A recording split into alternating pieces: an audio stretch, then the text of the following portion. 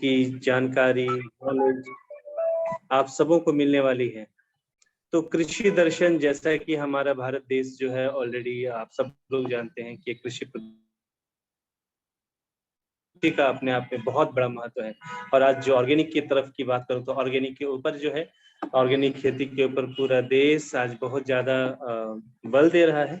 और किस तरह से खेती होनी चाहिए, क्योंकि आप जानते हैं कि हमेशा शुरू से किसान भाइयों ने जितने भी केमिकल्स फर्टिलाइजर्स को यूज किया और वो उसकी वजह से जमीन कड़क हो गई, उसकी वजह से बहुत सारी समस्याएं हैं और हर साल उसकी जो है परंतु हमारे पास कुछ ऐसे प्रोडक्ट्स हैं जहां पे आपको ये सारी चीजें जो दब दब के जमीन कड़क हुई है उसके अंदर ऑलरेडी फर्टिलाइजर पड़ा हुआ है लेकिन उसका कोई उपयोग नहीं है। बट हमारे पास एक ऐसा ऑर्गेनिक प्रोडक्ट्स है जिसकी वजह से वो इतनी उपजाऊ हो जाएगी और जमीन के अंदर जो भी पड़ा हुआ उसके अंदर है हमारा फर्टिलाइजर, उसका भी बहुत अच्छा उपयोग होगा।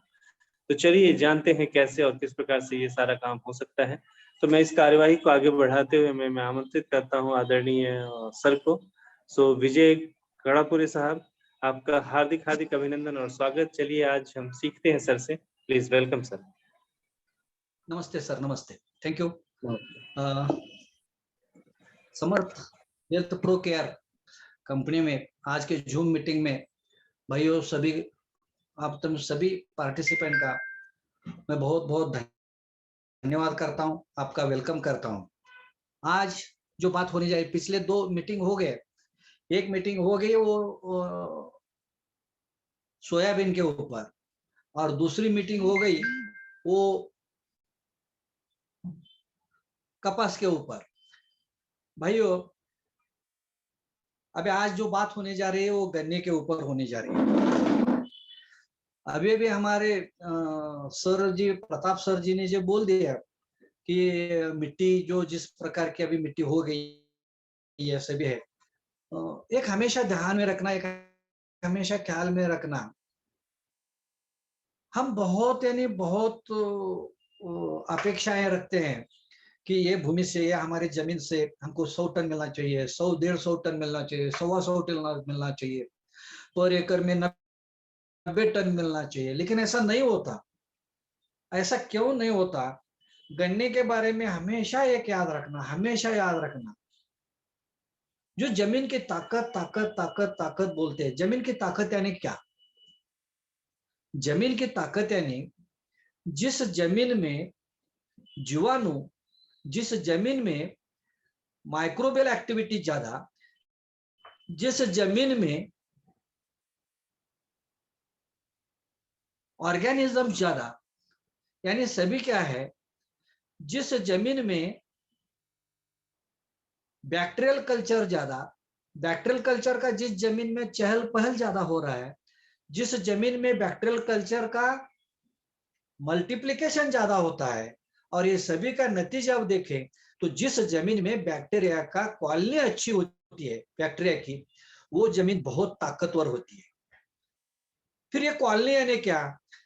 कम से कम 13-14 प्रकार के बैक्टीरिया जो ऑर्गेनिजम्स है वो हमको अच्छी तरह से जमीन की ताकत पूरी बहुत ताकत ये करने के लिए बहुत जरूरी होती है, 13-14 प्रकार की। तो इसमें से जो है कई जीवाणु डोमिनेंट होते हैं, कई बैक्टीरिया बहुत डोमिनेंट होते हैं, कई बैक्टीरिया बहुत गरीब होते हैं। और ये डोमिनेंट जो बैक्टीरिया होते हैं वो दूसरे जीवाणु को मार देते हैं, उसको कुमुक्त कर देते हैं, बहुत यानी कि बहुत उसका नुकसान करते हैं, और जिसकी जरूरत होती है फिर वो नहीं होता। इसीलिए सभी बैक्टीरिया एक कॉलोनी में अच्छी तरह से रहने, खिल मिल के रहने चाहिए। और जिस जमीन में सभी बैक्टीरिया मिलजुल कर रहते हैं, हंसी मजाक में रहते हैं, खेल कर रहते हैं, वो जमीन बहुत ताकतवर होती है। फिर आज तक हमने क्या किया? ये रासायनिक खाद डाल के इतना रासायनिक खाद डाला, बेशुमार उसका हमने वापर किया, यूज किया है। और जितने जमीन में हमारे जो ऑर्गेनिजम्स थे, बैक्टीरिया थे, वो उसको पूरा हमने मार दिया है। और हम हमारी जमीन कुमुक्त कर दी है, हमारी जमीन नापीक कर दी है, हम हमारी जमीन कम उपजाऊ कर दिया है, हमारी जमीन को हमने बहुत यानी बहुत बेकार कर दिया है। और एक सर्टन लिमिट तक उसका उत्पादन आता है, उसके आगे उत्पादन नहीं आता। उसका नतीजा यह है कि हमारी जमीन में बैक्टीरिया का कॉलोनी अच्छी नहीं है। जिस जमीन में बैक्टीरिया की कॉलोनी अच्छी होती है वो जमीन बहुत ताकतवर होती है। फिर हमारे गवर्नमेंट क्या कर रहे हैं, हमारे गवर्नमेंट बैक्टीरियल कल्चर देती है अलग अलग, और जितना भी तुम अलग अलग का कल्चर बैक्टीरिया का तुम छोड़ दो जमीन में, बिल्कुल आज तक के 10-15 साल में तो बिल्कुल रिजल्ट नहीं मिल रहा और मिलने वाला भी नहीं है। क्योंकि खाली बैक्टीरिया छोड़ने से मतलब नहीं है, तो उसकी कॉलोनी बहुत अच्छी होनी चाहिए। और ये जीवाणु की कॉलोनी जमीन में अच्छी करने का काम हमारा सॉइल प्लस बहुत अच्छी तरह से करता है। और इसलिए सॉइल प्लस जमीन में छोड़ने के बाद 15-20 दिन में देखे तो इतने बैक्टीरिया, इतने जीवाणु तैयार होते हैं कि हमारी जमीन जो है उसकी ताकत इतनी बढ़ती जाती है, बढ़ती जाती है, बढ़ती जाती है, और उसका नतीजा है वो रिजल्ट में कन्वर्ट होता है और रिजल्ट हमको बहुत अच्छे मिलते हैं। हमारी जमीन की ताकत बढ़ाने का काम हमारा सॉइल प्लस करता है। जमीन ताकत ताकत ताकत बोलते हैं, उसमें क्या है, उसमें 13 प्रकार के घटक बहुत इंपॉर्टेंस है। पहला है मेन न्यूट्रिएंट, दूसरा है सेकेंडरी न्यूट्रिएंट, तीसरा है माइक्रो न्यूट्रिएंट, चौथा है सिलिकॉन, पांचवा है एफओएम, उसके बाद आता है एंजाइम्स, उसके बाद आता है हर अलग अलग वनस्पतियों का अर्क, उसके बाद में आता है यूजफुल फंगी, उसके बाद में आता है अलग अलग ऑर्गेनिक मैटर, उसके बाद में आता है जीवाणु अपने बैक्टीरिया। ऐसे 13 प्रकार के सभी ग्रेडियंट्स यदि अपनी जमीन में अच्छी तरह से हो तो वो जमीन बहुत अच्छी तरह होती है। फिर हम आज के किसानों का क्या चल रहा है, खाली पहले तीन के इसके बारे में ही किसान का हमारा ध्यान अच्छा चल रहा है। तो वो एक नंबर में है मेन न्यूट्रिएंट्स NPK, दूसरा माइक्रो न्यूट्रिएंट्स और तीसरा सेकेंडरी न्यूट्रिएंट्स। इसके ऊपर ही ध्यान है और बाकी के 10 इसके ऊपर का ध्यान ही नहीं है। और इसलिए हमारी जमीन बहुत बहुत कुमकत हो रही है, बहुत वीक हो गई है। हमारी जो माँ है, धरती माँ है, उसको बहुत हमने कुमकत किया है, उसको बहुत हम वीक किया है। और फिर जो ये 10 इंग्रेडिएंट्स जो है वो 10 इंग्रेडिएंट का पूरे काम करने का काम हमारा सॉइल प्लस करता है। इसलिए गन्ने में ज्यादा से ज्यादा जो काम करने वाला है वो हमारा सॉइल प्लस करने वाला है। जिस जमीन की ताकत ज्यादा वही गन्ना अच्छा आता है, और 100 टन को जाना है तो हमारे प्रोडक्ट बहुत अच्छे से तरीके से काम करने वाले हैं। ये हो गया एक बात। सेकंड पार्ट क्या है, देखो गन्ने में टोटल 4 प्रकार के गन्ने की ये उपजाऊ ये होती है, क्रॉप्स होते हैं 4 तरह के। उसमें पहला बोलते हैं अड़साली। अड़साली बोले तो कम से कम 16 से 18 महीने का वो गन्ना रहता है। उसका जो पीरियड है 16 से 18 महीने रहता है और उसको अड़साली बोलते हैं। उसकी जो लागत होती है, उसकी जो बुआई होती है, वो गन्ना लगाते हैं 15 जून से 15 अगस्त तक उसकी बुआई होती है। नंबर 2 उसको पूर्व हंगामी बोलते हैं। पूर्व हंगामी यानी क्या, वो 15 सितंबर से 15 नवंबर तक उसकी हम बुआई कर सकते हैं, उसको बोलते हैं पूर्व हंगामी। ये पूर्व हंगामी गन्ने में क्या होता है, किसान क्या करता है, जून में कोई सोयाबीन हो, उड़द हो, मूंग हो, भुईमुग यानी कि मूंगफली हो, ऐसे कोई 2 अढ़ाई महीने 3 महीने का एक क्रॉप लेता है और बाद में उसमें जो बुआई करता है गन्ने की, उसको पूर्व हंगामी बोलते हैं। और अड़साली जो होता है वो जून जुलाई से ही उसका काम चालू होता है, जून में उसकी बुआई होती है, उसको अड़साली बोलते हैं। अड़साली का फायदा क्या है, जून में उसके हम जो बुआई करते हैं, लगाते हैं गन्ना, उसमें 2 रेनी सीजन्स मिलते हैं, उसमें 2 अपने पावसाळा यानी कि 2 रेनी सीजन्स मिलते हैं। और बाकी के उसमें जो है वो एक ही मिलता है, लेकिन हमारे इसमें अड़साली में 2 रेनी सीजन मिलते हैं। और इसका फायदा इसलिए होता है, 2 रेनी सीजन मिलने से इसमें कम से कम पूर्व हंगामी शुरू और बिगर हंगामी बोलते हैं सभी से ज्यादा अड़साली में बहुत यानी बहुत 20-25-30 टन तक ज्यादा उत्पादन मिलता है। यानी कि तुम्हारे यहाँ पानी की उपलब्धता कैसी है, तुम्हारे यहाँ पे सीजन कैसा है, तुम्हारे यहाँ पे कारखाना जो होता है, फैक्ट्री, शुगर फैक्ट्री होती है, उसका हार्वेस्टिंग प्रोग्राम कैसा है, उसके ऊपर कौन सा गन्ना लगाना है, कौन से महीने में उसकी बुआई करना है, वो तुमको तय करना है। बाद में सेकंड में क्या है, तुमको ज्यादा से ज्यादा उत्पादन चाहिए, तो जमीन की चुनाव जो करना है, चुनौती करना है, यानी कि चयन करना है, जमीन की मिट्टी की चयन करना है, बहुत इंपॉर्टेंट है। और उसलिए जिसका पीएच ज्यादा नहीं है, जिस जमीन में नमक कम है, इरिगेशन बहुत अच्छा होता है, पानी देने के बाद यानी कि बारिश होने के बाद ज्यादा से ज्यादा पानी वहां पे नहीं रहता, वो ड्रेन होता है, ऐसी अच्छी जमीन आपने चयन की तो उसको अच्छा उत्पादन मिलता है। ये होने के बाद जमीन हो गई, जमीन का चयन हो गया, जमीन की ताकत हो गई। आगे आता है वो जमीन की मशागत करना। मशागत यानी कि जमीन तैयार करना, गन्ना लगाने के लिए जमीन तैयार करना। देखिए क्या होता है, हमारे किसान अभी यही करते हैं, मैं पहले बोला हूं, अभी जो है केमिकल खाद डाल डाल के हमें पूरा जीवाणु मार दिए हैं। अभी ऊपर वाला जो लेयर है, कम से 1-2 इंच 3 इंच 4 इंच लेयर में जितने जीवाणु हैं, जितने बैक्टीरिया है, उसके ऊपर ही अच्छी तरह से काम अभी चल रहा है।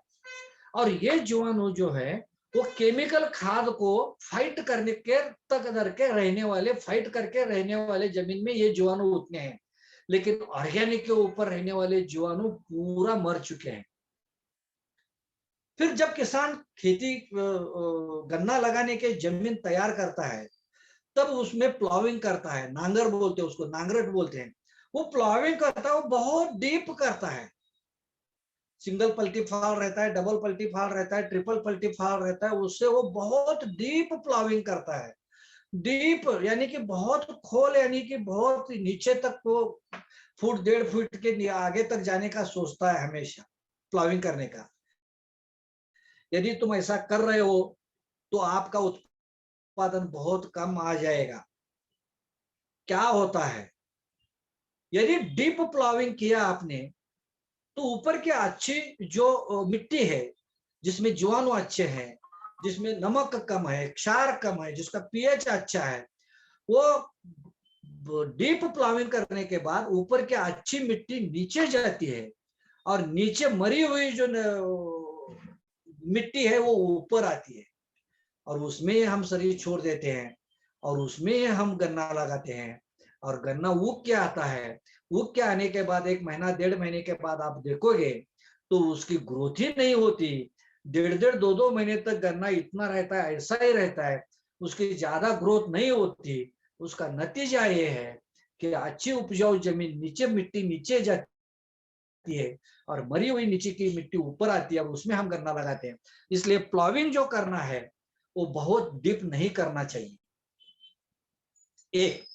नंबर 2, फिर कैसे करना है, ज्यादा से ज्यादा 9 इंच तक पहले बार उतना ही कर दो, क्योंकि हमारी उपजाऊ मिट्टी जो है, अच्छी मिट्टी जो है वो नीचे न जाए, वही रहने चाहिए। इस तरह से हम प्लॉविंग करना चाहिए। फिर अलग अलग जहाँ पे प्लॉविंग होती है, हरो होता है, फन को बोलते हैं, वो होते हैं। बाद में हम रिजेस और फरस छोड़ते हैं, उसको मराठी में सरी बोलते हैं, सरी छोड़ना, उसको रिजेस और फरो बोलते हैं, और वो छोड़ने का है। डिस्टेंस दो सरीमे का होना चाहिए, वो 4.5 फीट के आगे होना चाहिए, उससे कम मत रखो, उत्पादन बहुत कम होता है। और इसी तरह से जमीन तैयार करके बाद आप सीड का चयन करना है।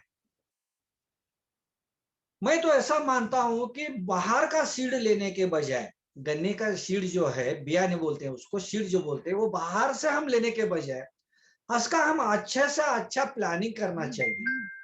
यदि हमको अगले साल गन्ना लगाना है तो यही साल हमको 1 गुंठा या 2 गुंठा, बस 1 गुंठा या 2 गुंठा हमने जब गन्ना लगाया, कम से कम 2 एकड़ में उसमें बुआई हो सकती है, 2.5 एकड़ 3 एकड़ तक बुआई अच्छी हो सकती है।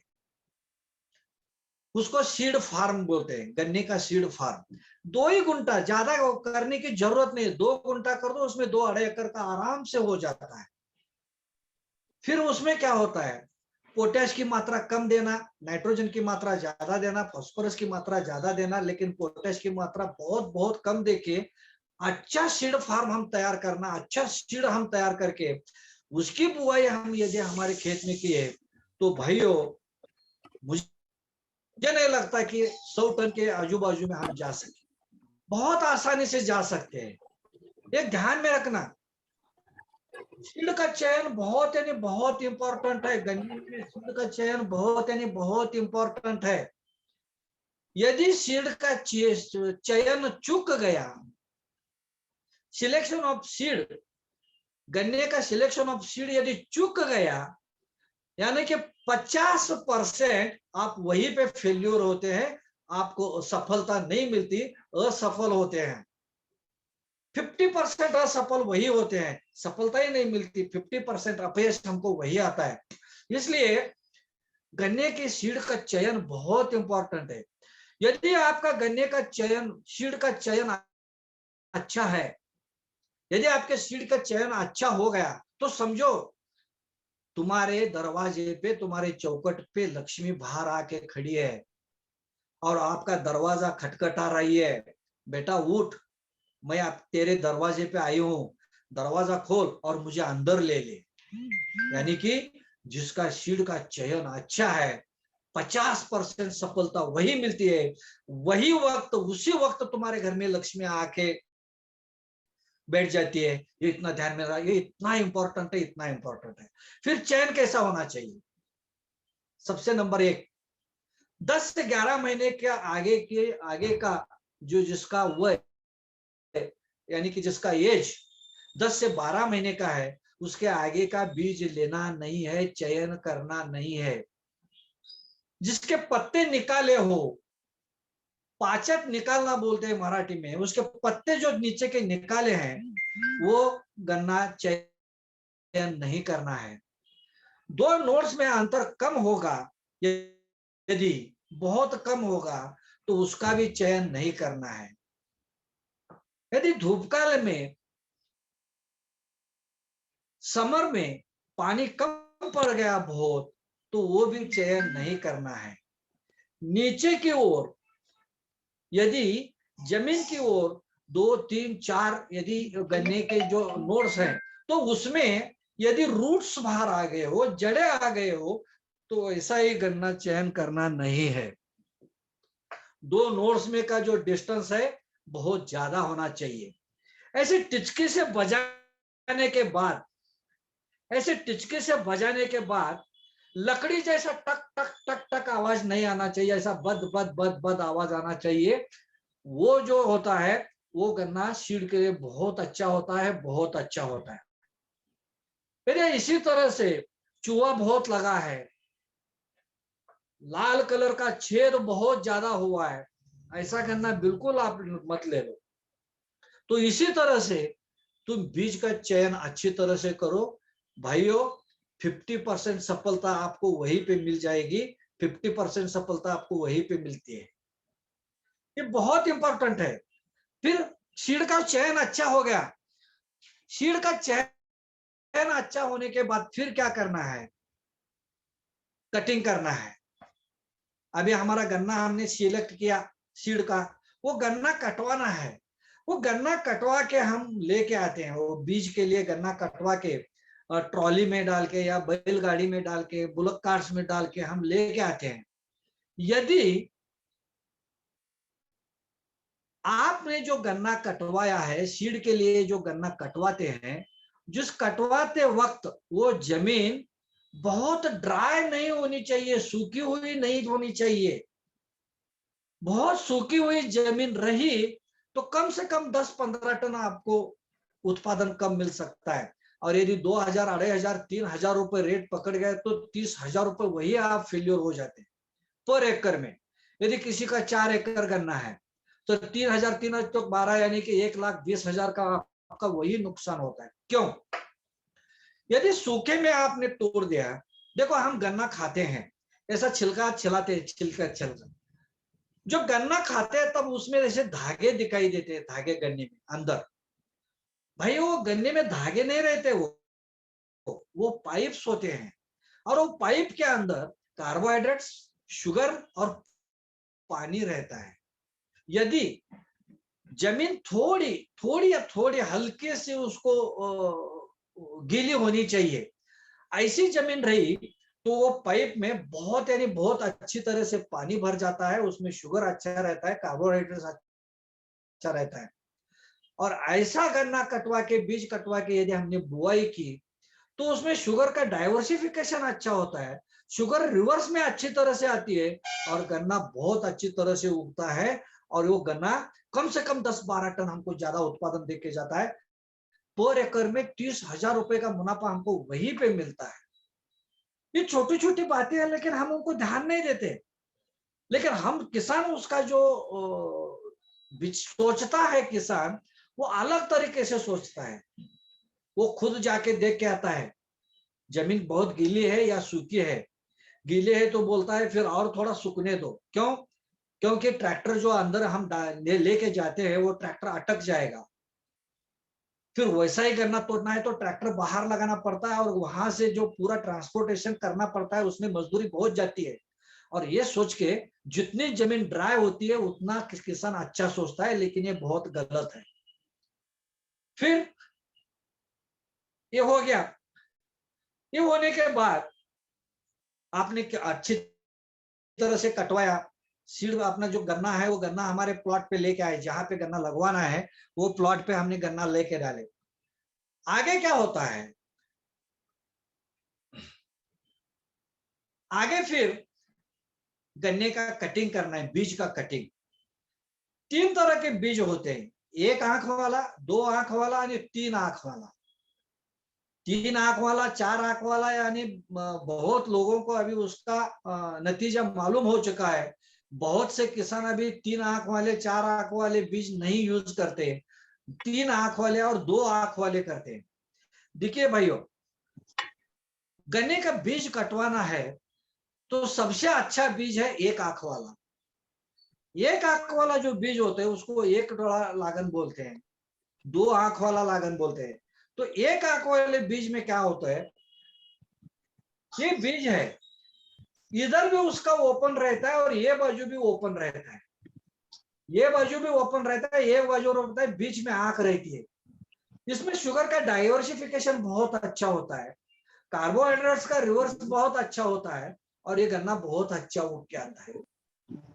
यदि 2 आंख वाला रहा, समझो ये और ये, इधर का ओपन रहता है, इधर का ओपन रहता है, लेकिन बीच में ऐसा नहीं होता, ऐसा ही रहता है, ये आंख और ये का, और 2 आंख के बीच में ओपन नहीं रहता, और वहां की शुगर डाइवर्ट नहीं होती, इसलिए 2 आंख में की एक ही आंख उगती है, दोनों आंख नहीं उगते, एक ही आंख उगती है, और वो थोड़ा स्लो रहती है, और उसका उत्पादन 1 आंख से भी 2 आंख वाले का उत्पादन कम रहता है।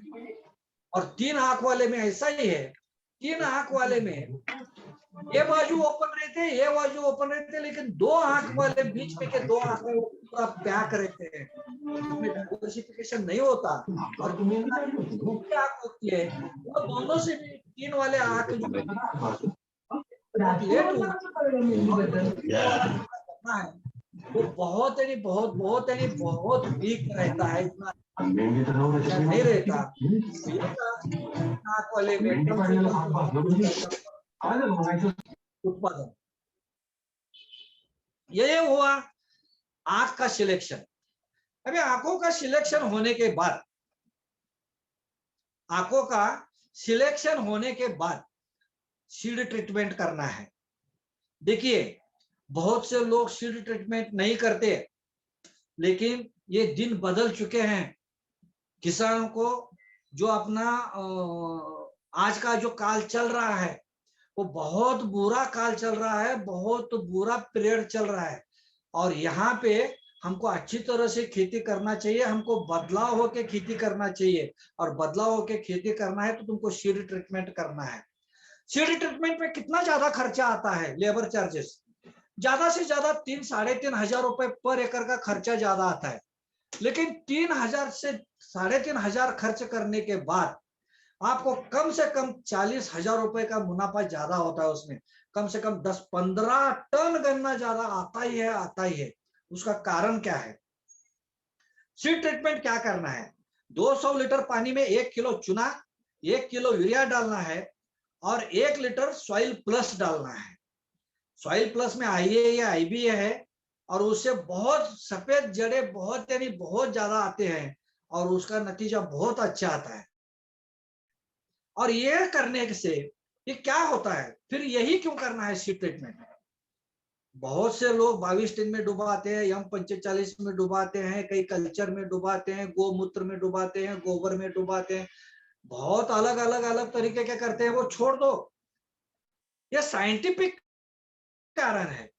1 किलो चूना, 1 किलो यूरिया और 1 लीटर सॉइल प्लस डालो 200 लीटर में और उसमें डुबा के निकालो। इसका कारण बोलता हूं, साइंटिफिक रीजन। ये गन्ना है, पूरा लंबा गन्ना।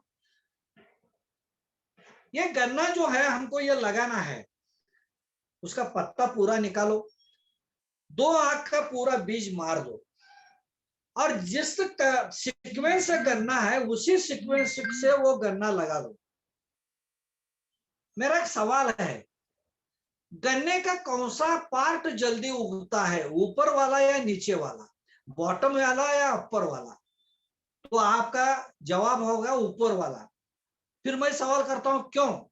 तो आप बोले कि वो बहुत यानी कि ये होता है, कवड़ा बोलते हैं उसको, मराठी में बोलते हैं, ज्यादा वो ये नहीं होता, हार्ड नहीं होता, सख्त होता है, इसलिए ठीक है। लेकिन उसका साइंटिफिक कारण है। तुम सभी लोग तुम्हारे कंप्यूटर में फीड कर दो, ये बहुत इंपॉर्टेंट है। अभी मैं जो बोलने जा रहा हूं तुम सभी लोग तुम्हारे कंप्यूटर में फीड कर दो। गन्ने के जिस पार्ट में शुगर का परसेंटेज कम, गन्ने के जिस पार्ट में शुगर का परसेंटेज कम, वो गन्ना वो पार्ट बहुत जल्द उगता है। और जिस गन्ने में शुगर का परसेंटेज ज्यादा, जिस गन्ने के पार्ट में शुगर का परसेंटेज ज्यादा, वो गन्ना बहुत लेट उगता है। और जिस गन्ने में शुगर का परसेंटेज बहुत, उसको आती बोलते हैं, बहुत है, वो गन्ना उगता ही नहीं है। इसलिए 10-11 महीने के ऊपर का गन्ना कभी भी नहीं चयन करना है। इसका बहुत ही रीजन है। फिर क्या, इस चूना, यूरिया और अपना सॉइल प्लस में डुबा के तुम निकालो। निकालने के बाद तुरंत गन्ने में का जो शुगर है उसका डाइवर्सिफिकेशन होता है, कार्बोहाइड्रेट्स का डाइवर्सिफिकेशन होता है, शुगर रिवर्स में आती है। शुगर रिवर्स में आने के बाद ऊपर वाला जो पार्ट जो गन्ना उगता है, उसी वक्त उसी के साथ ही नीचे वाला गन्ना भी उगता है। एक नंबर 2, जो गन्ना उगता है वो तीसरे दिन चौथे दिन आपको देखने लगता है गन्ना पूरी तरह से उग रहा है, तीसरे चौथे दिन आपको दिखाई देता है। इतने इसके बहुत रिजल्ट आते हैं। जो गन्ना उग के आता है वो अंगूठे के माफिक रहता है, रहने वाला ऐसा अंगूठे के माफिक बहुत जोरदार आता है। उसको जो किले आते हैं वो इतने किले अच्छे आते हैं, इतने किले अच्छे आते हैं। और नंबर ऑफ किले जो है उसको फुटवा बोलते हैं, मराठी में फुटवा, बहुत फुटवा आते हैं। और ये जो है उसके किले बहुत यानी बहुत जोर से आते हैं। और यही किले हमको उत्पादन में बहुत बढ़ोतरी देते हैं। इसलिए यहाँ पे 10 से 15 टन उत्पादन हमको ज्यादा मिलता है, यानी कि 40 से 45 हजार रुपए का मुनाफा हमारा ये सीड ट्रीटमेंट करके देता है। इसलिए सीड ट्रीटमेंट करो, कभी भी अभी पीछे नहीं हटना है। हमको अच्छी तरह से खेती करना है तो सीड ट्रीटमेंट करना है। अभी सीड ट्रीटमेंट कर दे। फिर गन्ना उग गया, उगने के बाद उसको पहली भरनी बोलते हैं, बाढ़ बांधनी बोलते हैं उसको, बाढ़ बांधनी। पहली भरनी यानी 40 से 45 दिन के वक्त थोड़ी थोड़ी मिट्टी लगाना पड़ता है, थोड़ी थोड़ी मिट्टी। उसकी जो कमर है वो कमर अच्छी तरह से कस के बांधना रहता है। और क्यों, जो टिल्ले आते हैं उसको सपोर्ट होना चाहिए, इसलिए थोड़ी थोड़ी मिट्टी लगनी चाहिए। उसको मराठी में बाळ बांधणी बोलते हैं, कहीं कहीं हल्की बांधनी बोलते हैं, कहीं कहीं पहली बांधनी बोलती है। और ये बहुत बड़ी एक तरीके से ये होती है। और इसी वक्त सॉइल प्लस का एक डोज हमको देना है। भाइयों, ये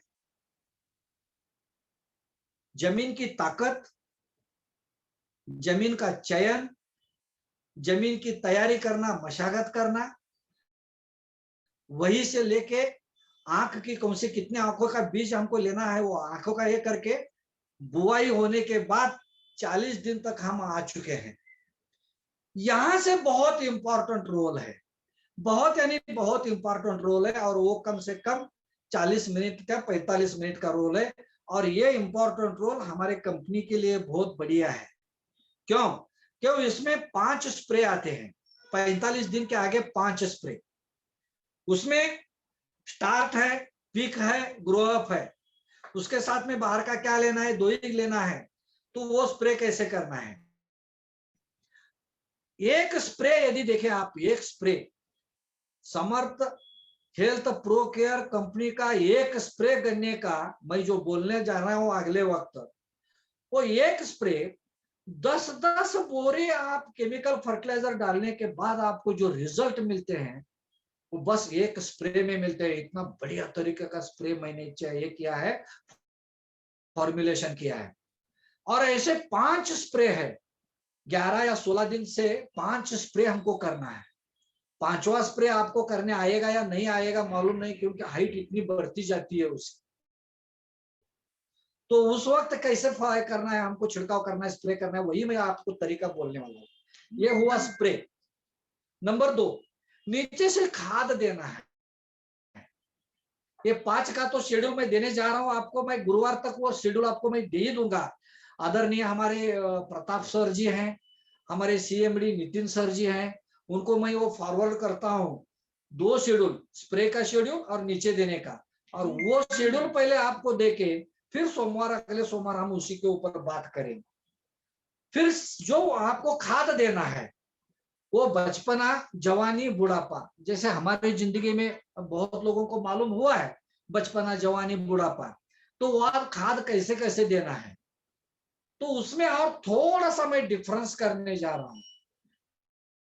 यदि आपकी लाल मिट्टी है तो कौन सा ज्यादा कम करना है, यदि काली मिट्टी है तो कौन सा ज्यादा कम करना है। ये गन्ने के लिए बहुत इंपॉर्टेंट है, केला और गन्ना। क्यों? एक कंप्यूटर में फीड करके रखो, मैं अभी क्या बोलने जा रहा हूं। लाल मिट्टी, लाल मिट्टी जो रहती है उसमें पोटैश ज्यादा होता है, नाइट्रोजन कम होता है। लाल मिट्टी, उसमें पोटैश ज्यादा होता है और नाइट्रोजन कम होता है, फास्फोरस की मात्रा थोड़ी बहुत होती है। काली जमीन, काली मिट्टी, काली मिट्टी में नाइट्रोजन ज्यादा होता है, फास्फोरस थोड़ा कम रहता है, फिक्सेशन फास्फोरस का ज्यादा होता है, लेकिन पोटैश की मात्रा बहुत कम होती है। काली जमीन, नाइट्रोजन ज्यादा, पोटैश कम। लाल जमीन, नाइट्रोजन कम, पोटैश ज्यादा। तो थोड़ा सा उसमें फर्क करके हमको गन्ने में जाना है, क्या करना है क्या नहीं। हमारा स्टार्ट और पिक, स्टार्ट और पिक ये बहुत बड़ा रोल निभाने वाले हैं, बहुत बड़ा अच्छे तरह से रोल करने वाले हैं।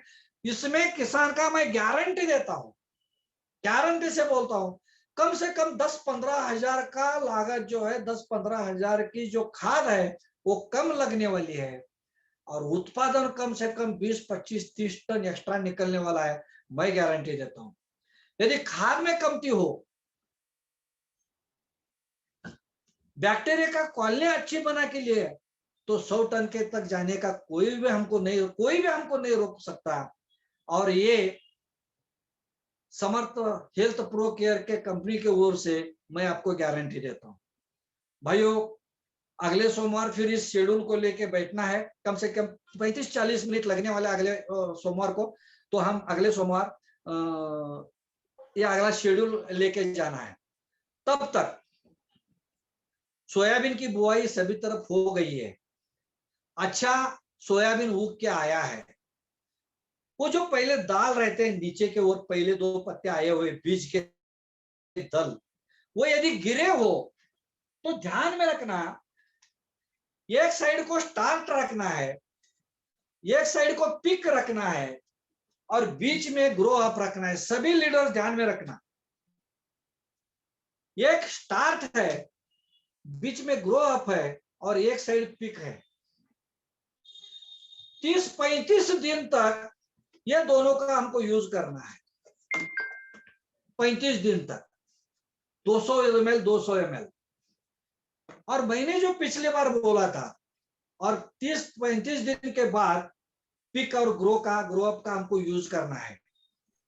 यदि किले बाहर आने के लिए थोड़ा सा मजबूर हो है, ग्रोथ उसके अच्छे होने के लिए मजबूर हो रहे हैं, उसकी ग्रोथ अच्छी नहीं हो रही, तो एक ज्यादा स्प्रे देने के लिए बोलो कि पेड़ जैसे जैसे ऊपर बढ़ता है उसके साथ उसके जो फुटवे बोलते हैं, उसके किले जो आते हैं, पिलर्स जो आते हैं, वो भी अच्छी तरह से आने चाहिए। इसीलिए किसानों को तुमको ये सलाह देनी है। और वो मैं आपको सोयाबीन का मैंने नितिन सर जी को और प्रताप सर जी को भेज दिया है शेड्यूल, आपको वो मिल जाएगा। तो हम यही ठहरते हैं, यही रुकते हैं। यदि किसी की शंका है, कुछ प्रॉब्लम्स है, कुछ डाउट्स है तो पूछ प्रताप सर जी।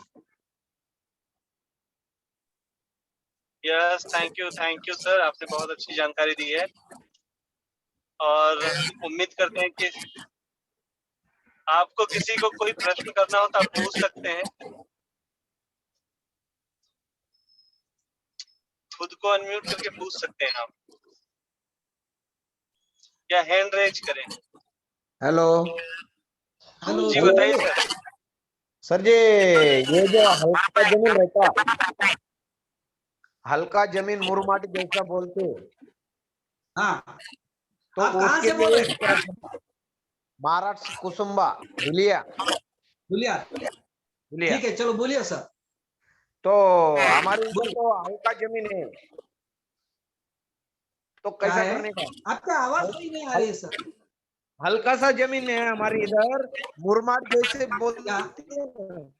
मालूम है सर, मालूम है, तो मालूम है। उसको क्या करना है? देखिए सर, तो यदि उसको कैसा मुरमाड करना है? जमीन है, वो हल्की जमीन है, तो आप ऐसा मत सोचिए कि वो हल्की जमीन है। बस जैसी जमीन हो उसमें बैक्टीरियल कल्चर अच्छे होने चाहिए, बैक्टीरियल की काउंट अच्छी होनी चाहिए, बैक्टीरियल की कॉलोनी अच्छी होनी चाहिए, यही सोचो। मुरमाड जमीन है इसलिए जमीन हल्की है, ऐसा मत सोचो।